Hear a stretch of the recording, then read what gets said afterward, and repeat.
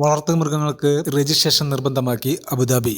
മൃഗങ്ങളുടെ രജിസ്ട്രേഷൻ പൂർത്തിയാക്കാത്തവർക്ക് വലിയ പിഴ ലഭിക്കുമെന്നും മുന്നറിയിപ്പ് നൽകി. പുതിയ നിയമം ഫെബ്രുവരി 3 മുതൽ പ്രാബല്യത്തിൽ വരും. ഇപ്പോൾ അബുദാബിയും വളർത്തുമൃഗങ്ങളെ വളർത്തുന്നതുമായി ബന്ധപ്പെട്ട് നിയമങ്ങൾ കർശനമാക്കിയിട്ടുണ്ട്. പ്രത്യേകിച്ചും വീടുകളിൽ പൂച്ചയെയും പട്ടിയെയും വളർത്തുന്നവർ ഈ നിയമം അറിഞ്ഞിരിക്കണം. UAE പോലുള്ള രാജ്യങ്ങളിൽ മൃഗങ്ങളെ വീട്ടിൽ വളർത്തുന്നതിന് ചില നിയമങ്ങൾ പാലിക്കേണ്ടതുണ്ട്. ദുബായിൽ നേരത്തെ തന്നെ ഇത് സംബന്ധിച്ചുള്ള നിയമങ്ങൾ നിലവിൽ വന്നിട്ടുണ്ട്. ഇപ്പോൾ അബുദാബിയും വളർത്തുമൃഗങ്ങളെ വളർത്തുന്നതുമായി ബന്ധപ്പെട്ട് നിയമങ്ങൾ കർശനമാക്കി. പ്രത്യേകിച്ച് വീടുകളിൽ പൂച്ചയെയും പട്ടിയെയും വളർത്തുന്നവർ അവയെ രജിസ്റ്റർ ചെയ്തിരിക്കണം. Abu Dhabi department of municipalities and transport ഇത് സംബന്ധിച്ച് പുതിയ നിയമം കൊണ്ടുവന്നിരിക്കുന്നത്.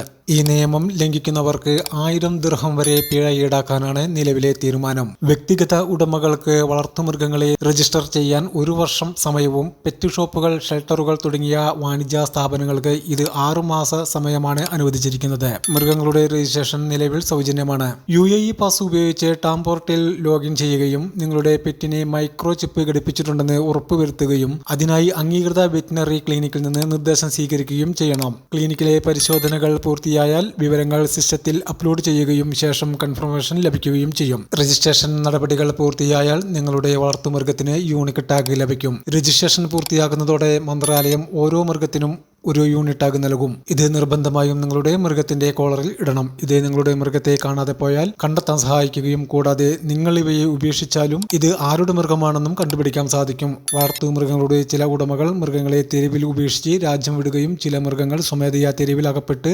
പലയിടങ്ങളിലും ഭക്ഷണം കിട്ടാതെ അലഞ്ഞു നടക്കുന്നതായും കണ്ടുവരുന്നതായി ശ്രദ്ധയിൽപ്പെട്ടിട്ടുണ്ട്. മൃഗങ്ങളുടെ സുരക്ഷ ഉറപ്പാക്കിയില്ലെങ്കിൽ നിയമം പാലിക്കാത്തവർക്ക് കനത്ത പിഴ ഈടാക്കാനാണ് തീരുമാനം.